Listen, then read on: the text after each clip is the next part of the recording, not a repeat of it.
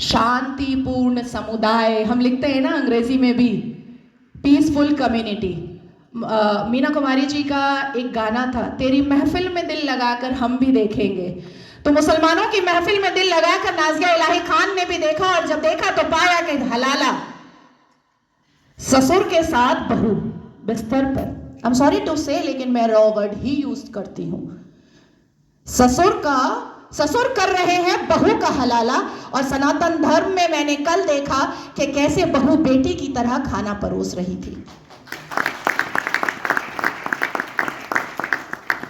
मुसलमानों की महफिल में दिल लगाकर मैंने भी देखा तो पाया पॉलीगेमी, एक मर्द और 4 सेक्स टॉय, और अनुमति तो 11 की, कि 11 महिलाओं को एक बिस्तर पर लेकर के आराम से अपने सेक्सुअल डिजायर्स को पूरा करो। ना पिता कुछ बोलेगा, ना मां कुछ बोलेगी, ना परिवार कुछ बोलेगा, और ना ही इस्लाम के मानने वाले, इस्लाम के ठेकेदार कुछ बोलेंगे। इस महफिल में दिल लगाकर मैंने भी देखा और पाया निकाह मुत्ता, टेम्पररी सेक्सुअल मैरिज। कुछ समय के लिए एक शादी में गई, एक आयोजन में गई, कोई लड़की मुसलमान बेटी, और वहां पर किसी शादीशुदा अधेड़ मर्द को एक चहचहाती हुई, एक उछलती कूदती हुई मुसलमान बेटी पसंद आ गई, और कह दिया अब्बा जान को कि ये लो 5 लाख रुपए और 1 हफ्ते के लिए अपनी बेटी दे देना। कॉन्ट्रैक्ट होता है, कॉन्ट्रैक्ट। हमने रज़ाकार के आखिरी मुखबिर असदुद्दीन अवैसी को सुना होगा कि निकाह इज अ कॉन्ट्रैक्ट मैरिज। हमारा विवाह नहीं होता, हम 7 वचन नहीं लेते, ना आगे पति फेरे लेता है, ना पीछे पत्नी फेरे लेती है। हमारा तो कॉन्ट्रैक्ट होता है, हम तो एक डील में आते हैं। ये है। तो इस महफिल में जब दिल लगाया और भीतर से, तो पाया कि निकाह मस्यार भी होता है।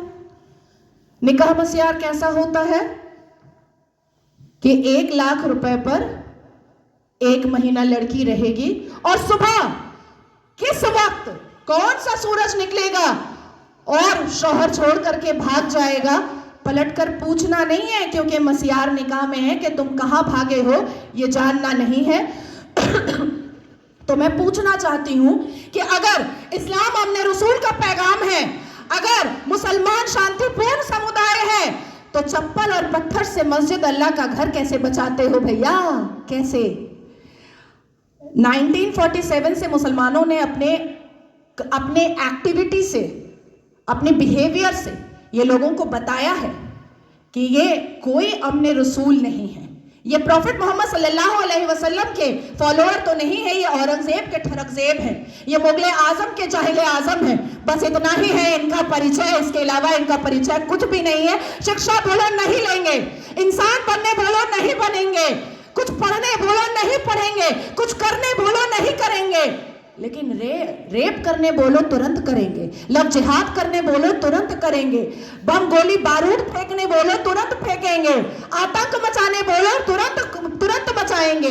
आखिर क्या है इस समुदाय में, जो एक समुदाय पूरे दुनिया के सारे धर्म वालों को परेशान करके रखा है? आखिर क्या है राज उस आसमानी किताब का, उस अल कुरान का राज क्या है, जो मदरसों के अंदर छुप कर पढ़ाया जाता है, जो मजार के अंदर छुप कर करवाया जाता है, जो मस्जिदों के अंदर छुप कर सुनाया जाता है, जो घरों के अंदर तरबियत और तालीम में बताया जाता है? क्या है उसका राज?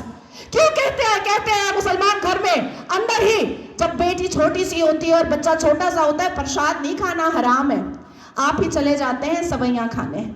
हमें बताया जाता है प्रसाद नहीं खाना हराम है, हमें बताया जाता है मंदिर के सामने खड़े नहीं होना, अल्लाह नाराज हो जाएगा, हमें बताया जाता है कि हिंदुओं के घर का पानी ना पीना, अल्लाह नाराज हो जाएगा, हमें बताया जाता है कि अपने जीवन साथी के लिए हिंदुओं को कभी मत चुनना, नहीं तो घर से, परिवार से बेदखल कर दी जाओगी। क्या है राज? उस राज को खोलना चाहिए। मैं जानती हूं कि सनातन धर्म के लोग जिस हिसाब से अपने रामायण, महाभारत, श्रीमद् भगवद गीता को पढ़ते हैं, उनके अंदर शांति होती है, उनके अंदर इंसानियत होती है, उनके अंदर माफी की तलबगारी होती है, मैं जानती हूं। लेकिन जिस गली जाना नहीं है उसका पता अब पूछना पड़ेगा। अपनी बेटियों को समझाना पड़ेगा कि कोई अब्दुल अच्छा नहीं है।